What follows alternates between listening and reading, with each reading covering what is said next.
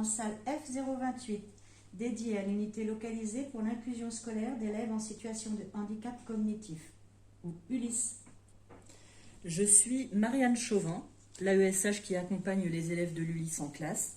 Je les aide à comprendre les consignes, à se concentrer, à participer, à s'organiser et bien d'autres choses encore.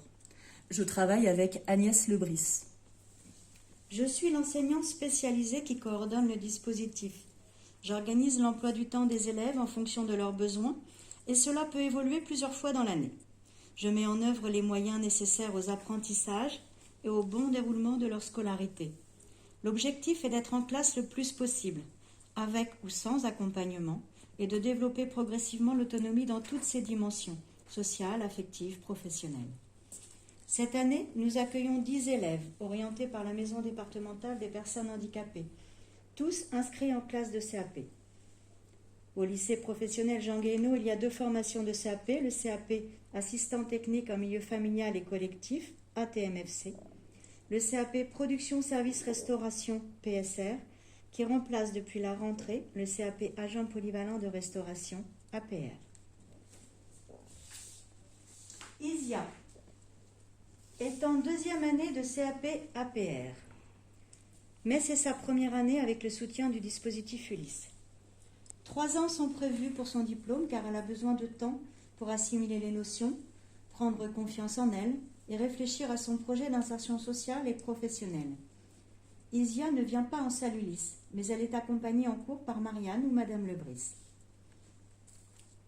Kylian est en CAP APR, c'est sa 3e et dernière année. Il passe ses épreuves d'examen de manière échelonnée. C'est pour cela qu'il va en cours de mathématiques-sciences avec Marianne, seulement depuis cette rentrée. Kylian a une double notification ULIS-IME, avec un suivi CESAD.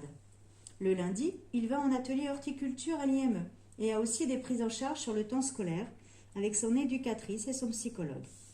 Il est de moins en moins accompagné en cours et ne vient plus du tout travailler en ULIS. Mais il y vient volontiers pour discuter, déposer des affaires, parfois se reposer, car il s'y sent en confiance. C'est son repère. Kenza est en CAP ATMFC. C'est aussi sa 3e et dernière année. Elle a déjà validé toutes les épreuves générales en juin dernier, ce qui la dispense d'assister aux cours cette année. À la place, elle en profite pour aller en entreprise 2 jours par semaine, en plus de ses périodes de formation en milieu professionnel longues, qui restent obligatoires. Elle peut ainsi découvrir le travail auprès des enfants, en crèche, en maison d'assistante maternelle, auprès d'une ATSEM en école maternelle. Cela enrichit son CV et lui permet de savoir ce qui lui plairait vraiment après le lycée, car elle a du mal à se positionner. Mélissa est en 2e année de CAP ATMFC, avec une double notification IME-ULIS. Elle fera son CAP en 3 ans. Elle est dispensée de PS à l'année et ne suit pas les cours d'anglais. Mais à la place, elle vient travailler en ULIS avec Madame Lebris. Préparer les évaluations, réviser les notions, faire les devoirs demandés par les enseignants, parler de ses difficultés. Rose est en 2e année de CAP ATMFC, mais c'est sa première année avec le soutien du dispositif ULIS. Elle ne va ni en anglais, ni en maths sciences, ni en français histoire géo, car c'est trop difficile.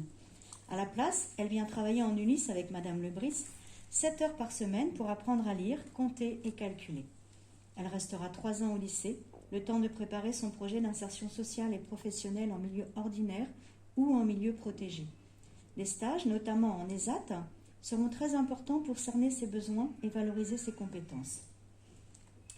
Hassan est en CAP ATMFC depuis 3 ans, avec lui aussi une double notification IME-ULIS. Finalement, il ne passera pas son CAP, mais il sortira du lycée avec une attestation de compétences professionnelles. Il bénéficie de l'accompagnement d'une éducatrice spécialisée, d'un psychologue, d'une psychomotricienne et va participer à des temps externalisés sur l'IME pour définir ses centres d'intérêt et ses besoins. Vous pourrez contacter le lycée si vous souhaitez en savoir plus. Nous vous souhaitons une excellente journée.